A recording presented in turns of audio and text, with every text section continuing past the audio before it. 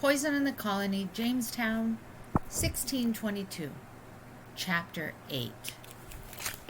I hear cries of pain as soon as I enter the fort.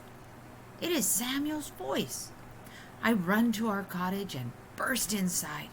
Samuel is on the bed, writhing and shouting. Gathered around him are several of his friends, Reverend Buck and my mother, who is bathing his leg with a bloody rag. I drop to my knees beside him.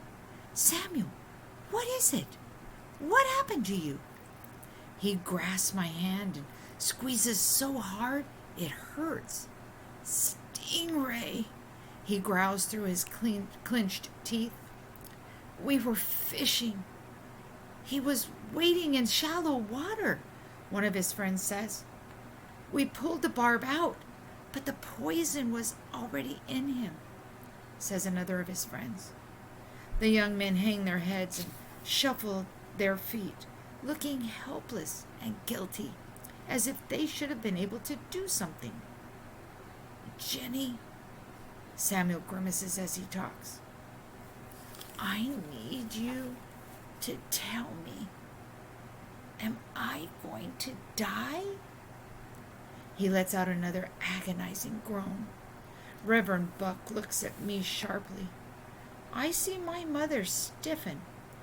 How could Samuel be asking me this when he knows how dangerous it is for me and my family? He must have been half crazed or completely crazed by the pain. The knowing is trying to nudge me, trying to rise up and answer Samuel's question, even though I have done my best to kill it for 2 years now, drown it deep in the waters of my mind. I shove it back down, take a deep breath, and answer, yes. Samuel lets out a long cry. I knew it! Dig my grave! I'm ready to lie in it. Reverend Buck is scowling at me. How do you know this, Virginia? He demands. My mother lets the rag slip into the bowl of bloody water. I'm afraid she might faint. I stand and straighten my back. Because we will all die, Reverend. It's the way of things. My mother breathes out a quick sigh. The Reverend's face softens. Samuel groans. No, Jenny, I mean today.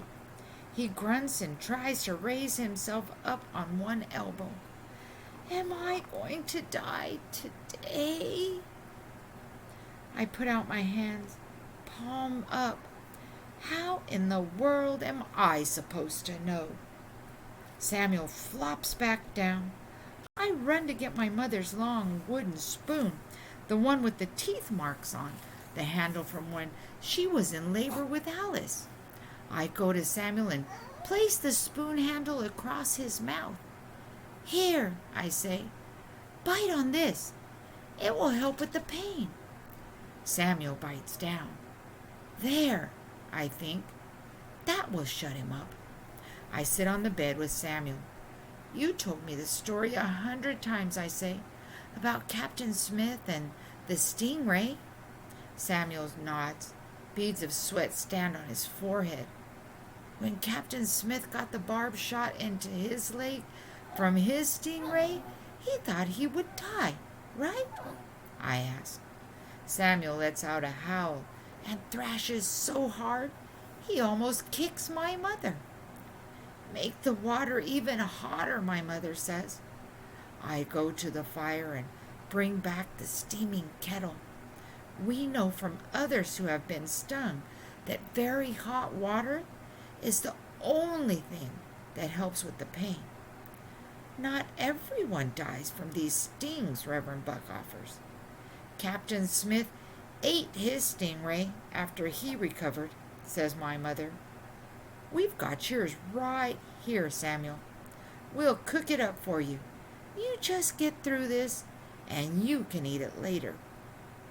Samuel nods quickly, the spoon bobbling up and down. I grasp his hand again and squeeze almost as hard as he squeezes me. Be as strong as Captain Smith, I say.